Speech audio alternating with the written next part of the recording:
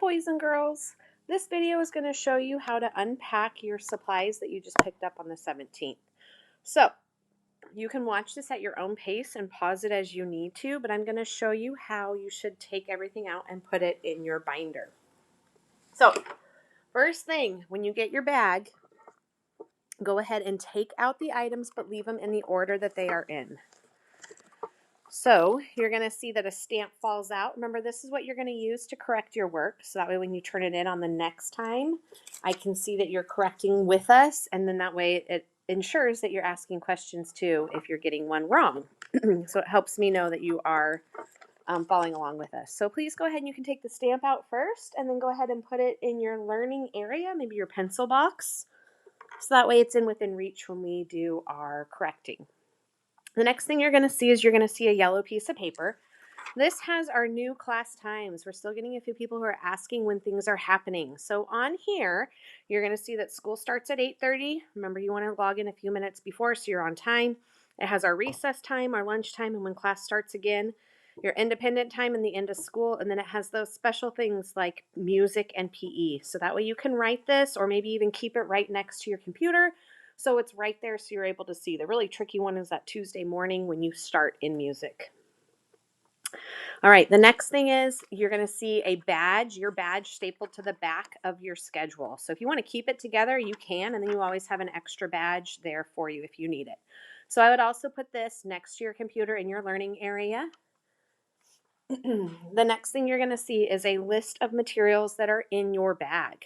This you do not need to keep, but it is nice to know what's all there. You're going to see that hopefully it's in the order that's on here as well. So this you can kind of just set off to the side for now. You can actually throw it away when we're done too, unless your parents want to know what we are going to be using this time. All right, so that has the answers on it. So you won't have one with the answers. So I'm going to set that off to the side. All right, the next thing you're going to find is you're going to find your multiplication chart. So this is your new sets that you're going to be filling out. Remember the day, this is the Monday date, this is the Friday date of the ones you are doing. When you're done with it, front and back, remember you're going to rip it out and put it into your folder that comes back to school. So you're going to see we have 3 pages, so this one will last you for 6 more weeks.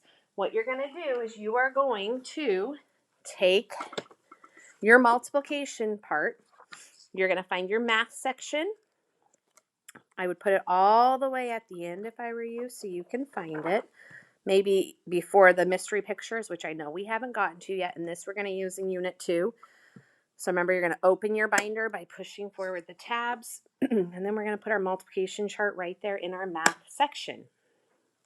The next piece you have is more math.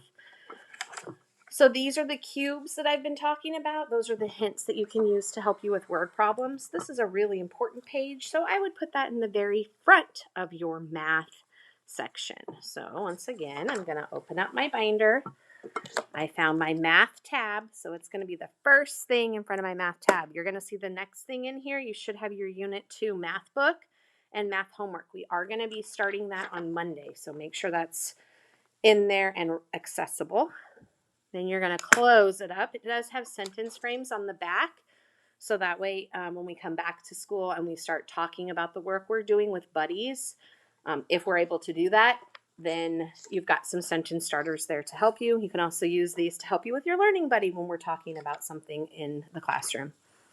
Your next piece is I've made a new place value chart here. So what I'm going to do is I'm going to find my whiteboard. And before you had graph paper and I had handwritten it on there, now you have one that you can just slide on here, and it'll just make it easier if you're one of the people who like to use the whiteboard to help you line up your numbers. Here is place value numbers. That way that'll help you make sure everything's in line. And then I like to keep that in the front of my binder. So then the next thing you have is when we start writing, you're going to need a composition book. So I did go out and buy everyone a composition book. So just go ahead and put your name on it and maybe writing.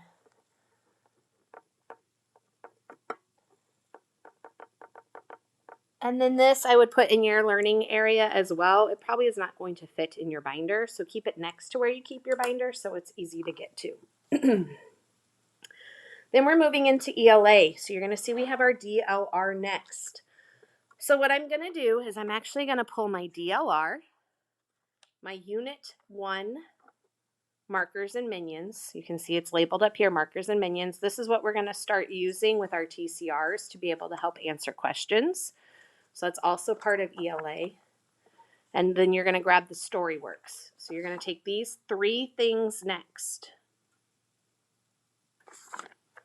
I'm going to go back to my binder, find my ELA or language arts section, and then I'm going to start putting these in. So I'm going to use the tabs to open. I am going to put my DLR first. If you have your other DLR pages, you might want to keep it with it. Then you have your TCR. I'm going to turn my TCR. And remember, after your TCR, so those are the answers. You won't have those. After that, you should have your spelling for Unit 1, Week 1. I'm going to actually put this in between the TCR and my spelling because we're going to use this to help us with our next TCR, which is Government in Action. Okay, so if you have it after your spelling, that's okay too. Just make sure that you have that all in your ELA section. Then you do have time for kids that were in here from last time. We are starting something new. Right now, you are going to just be looking at it independently, but soon we're going to start doing some lessons from StoryWorks on Friday afternoons. So this one's a fun one for you to read. You can leave it in your ELA section next to your Time magazines, or if you want to start reading it now, maybe it's something you read before you go to bed, you can have it next to your bed, but you can put it in a spot where you know you're going to be able to read it and enjoy it. I'm going to put it in the ELA section so I don't lose it. And then I'm going to close the tabs. The next thing you have is a PE record. Okay, there's directions on the back of how to use it. Hopefully you've talked about it in PE. Any questions about that will go to your PE teacher and not to me because I won't know.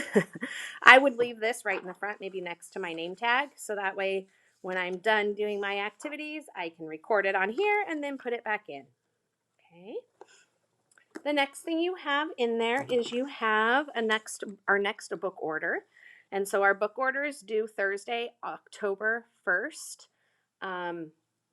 And as soon as they come in, I will make sure I get them to you. So if you'd like to order those, remember you're going to order online. Here's the code. So you want to talk to your parents about that.